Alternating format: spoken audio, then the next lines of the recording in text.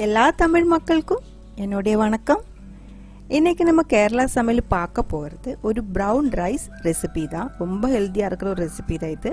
Brown அவல் தான் நம்ம பண்ண போகிறாங்க. அவல் நனைச்சது. இது வந்து பிரேக்ஃபாஸ்டாயும் ஸ்நாக்ஸாகவும் யூஸ் பண்ணிடலாம். ஸ்வீட்டான ஒரு ஐட்டம் தான் இது.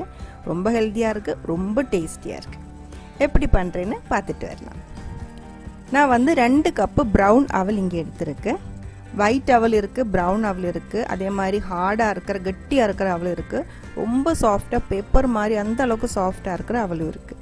நான் வந்துட்டு கொஞ்சம் கெட்டியாக இருக்கிற ப்ரௌன் அவல் தான் நான் இங்கே எடுத்துருக்கு.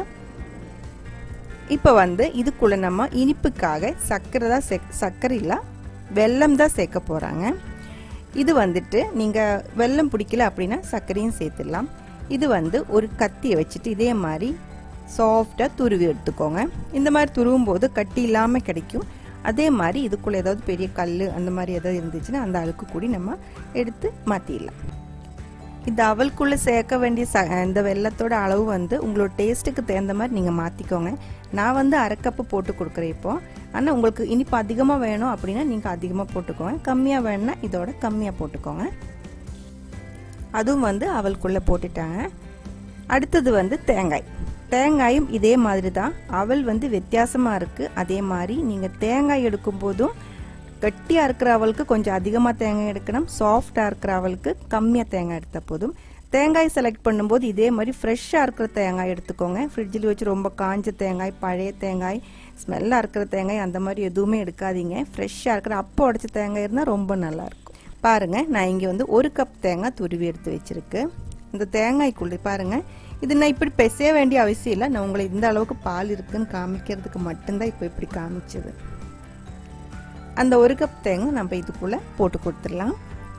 அப்புறம் வந்து கொஞ்சம் நல்ல டேஸ்ட்டுக்காக, கொஞ்சம் நல்ல வாசனை வர்றதுக்காக கொஞ்சம் ஏலக்காய், அதே மாதிரி ஒரு 1/4 டீஸ்பூன் சீரகம், சின்ன ஜீரகம் இருக்கு இல்லைங்களா அது, அப்புறம் ஒரு 1/4 டீஸ்பூன் சர்க்கரை இது 3மே சேர்த்து கல்லில் ஒரு டைம் நல்லா பவுடர் பண்ணி எடுத்துக்கோங்க.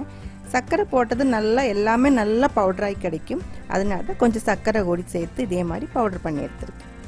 இப்போ அதுவும் போட்டு கொடுத்ததுக்கப்புறம் நம்ம இது மிக்ஸ் பண்ண போகிறாங்க. மிக்ஸ் பண்ணும்போது மெதுவாக இதே மாதிரி எல்லாம் ஒரு டைம் நல்லா கலந்து விட்டுருங்க.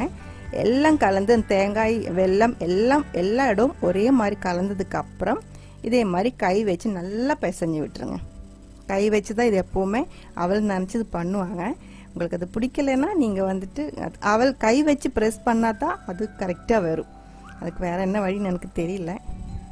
இப்போ வந்து நல்லா பிசையணும். நல்லா பிசைஞ்சு அந்த தேங்காய்க்குள்ளே இருக்கிற பால் வந்துட்டு நம்ம அவலில் ஒட்டி அது நல்லா சோக்காகணும். அதுதான் இதோட டேஸ்ட்டு. அந்த அளவுக்கு நல்லா கையில் பிசைஞ்சு இதே மாதிரி நல்லா அமர்த்தி விட்டுக்கோங்க. நல்லா அமர்த்தி விட்டதுக்கப்புறம் உடனே சாப்பிட்டா இது வந்து ஹார்டாக இருக்கும், கொஞ்சம் நேரம் ஆகும் சாப்பிட்றதுக்கு. அதனால இதே மாதிரி நல்லா தட்டி ஒத்தி இந்த மாதிரி டைட்டாக வச்சுக்கோங்க. இது இப்போ நம்ம மூடி வச்சுக்கலாம். மூடி வச்சுட்டு ஒரு 1/2 மணி நேரம் வெயிட் பண்ணிடுங்க.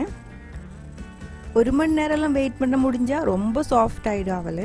அதை நீங்கள் பார்த்து பண்ணிடுங்க. இப்போ 1/2 மணி நேரத்துக்கு அப்புறம் நம்ம இது மிக்ஸ் பண்ணி எடுத்துக்கலாம். குவான்டிட்டி வந்து இந்த பாத்திரத்துக்கு பாதி தான் இருந்துச்சு. நம்ம இப்போ பாருங்கள், இது மிக்ஸ் பண்ணும்போது குவான்டிட்டி இன்னும் அதிகமாக இருக்கும். நம்ம இதுக்குள்ளே வந்து தண்ணி எதுவுமே ஊற்றி கொடுக்கல. அந்த பச்சையாக இருக்கிற ஃப்ரெஷ்ஷாக இருக்கிற தேங்காயில் இருந்தால் அந்த தேங்காய் பால் தான் நம்ம அவல் வந்து இந்த அளவுக்கு சாஃப்டாக நல்ல டேஸ்டியாக இந்த மாதிரி சோக்காக வந்திருக்கு. ரொம்ப ஹெல்த்தியான ஒரு ரெசிபி தான் இது. பாருங்கள், நம்ம குவான்டிட்டி வந்து அந்த பாத்திரத்துக்கு 3/4 லெவல் வரைக்கும் வந்திருக்கு. பாதி தான் இருந்துச்சு முன்னாடி. அவ்வளோதான், நம்ம அவல் நினச்சது வந்து ரெடியாக இருக்குது. ரொம்ப சிம்பிளாக இருக்கிற, ரொம்ப ஹெல்த்தியாக இருக்கிற, ரொம்ப ஈஸியாக பண்ணி எடுக்க முடிஞ்ச ஒரு சூப்பரான ரெசிபி தான் இது.